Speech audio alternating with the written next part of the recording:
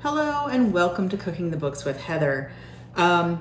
Today we have another recipe planned, but I realized that there's this very short, simple recipe that's also used in that recipe. So it was a little chance to show you how she says to do this, which is roasted sweet potatoes in their jackets.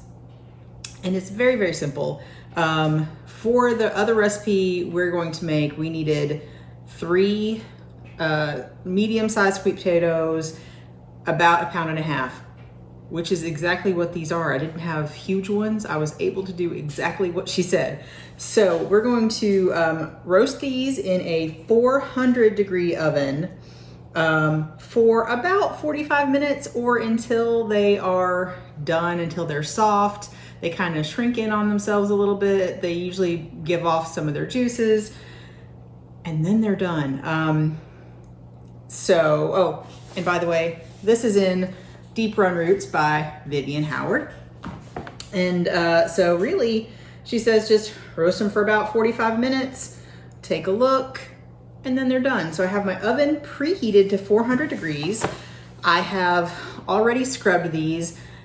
You do want to put something on your sheet pan before you put it in the oven. She suggests either a paper bag or aluminum foil. I usually use aluminum foil just because I have that and I don't generally keep paper bags around. So these are going in the oven and I'll show you what they look like when they're done.